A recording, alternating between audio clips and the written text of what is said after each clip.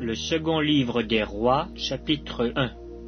Moab se révolta contre Israël après la mort d'Akab. Or, Akazia tomba par le treillis de sa chambre haute à Samarie, et il en fut malade. Il fit partir des messagers et leur dit, « Allez, consultez Baal-Zébub, dieu d'Écron, pour savoir si je guérirai de cette maladie. » Mais l'ange de l'Éternel dit à Élie, le Tishbite, « Lève-toi, monte à la rencontre des messagers du roi de Samarie, et dis-leur, est-ce parce qu'il n'y a point de Dieu en Israël que vous allez consulter Baal-Zébub, dieu d'Écron?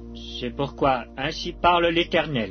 Tu ne descendras pas du lit sur lequel tu es monté, car tu mourras. » Et Élie s'en alla. Les messagers retournèrent auprès d'Akazia, et il leur dit, « Pourquoi revenez-vous » Ils lui répondirent, « Un homme est monté à notre rencontre et nous a dit, allez, retournez vers le roi qui vous a envoyé et dites-lui, ainsi parle l'Éternel. Est-ce parce qu'il n'y a point de Dieu en Israël que tu envoies consulter Baal-Zébub, dieu d'Écron? C'est pourquoi tu ne descendras pas du lit sur lequel tu es monté, car tu mourras. » Akazia leur dit, « Quel air avait l'homme qui est monté à votre rencontre et qui vous a dit ces paroles ?» Ils lui répondirent, « C'était un homme vêtu de poils et ayant une ceinture de cuir autour des reins. » Et Akazia dit, « C'est Élie, le Tishbite. » Il envoya vers lui un chef de 50 avec ses 50 hommes. Ce chef monta auprès d'Élie, qui était assis sur le sommet de la montagne, et il lui dit, « Homme de Dieu, le roi a dit, descends. » Élie répondit au chef de 50, « Si je suis un homme de Dieu, que le feu descende du ciel et te consume, toi et tes 50 hommes. » Et le feu descendit du ciel et le consuma, lui et ses 50 hommes.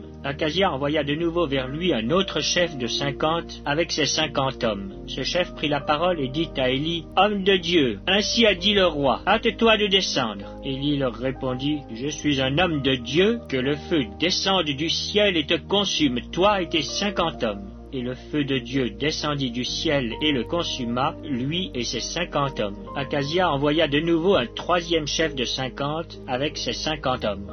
Ce troisième chef de 50 monta, et à son arrivée, il fléchit les genoux devant Élie et lui dit, en suppliant, « Homme de Dieu, que ma vie, je te prie, et que la vie de ces 50 hommes, tes serviteurs, soit précieuse à tes yeux. Voici, le feu est descendu du ciel et a consumé les deux premiers chefs de 50 et leurs 50 hommes. Mais maintenant, que ma vie soit précieuse à tes yeux. » L'ange de l'Éternel dit à Élie, « Descends avec lui, n'aie aucune crainte de lui. » Élie se leva et descendit avec lui vers le roi. Il lui dit, « Ainsi parle l'Éternel. Parce que tu as envoyé des messagers pour consulter Baal-Zébub, dieu d'Écron, comme s'il n'y avait en Israël point de Dieu dont on puisse consulter la parole, tu ne descendras pas du lit sur lequel tu es monté, car tu mourras. » Akazia mourut selon la parole de l'Éternel prononcée par Élie. Et Joram régna à sa place, la seconde année de Joram, fils de Josaphat, roi de Juda, car il n'avait point de fils. Le reste des actions d'Akazia et ce qu'il a fait,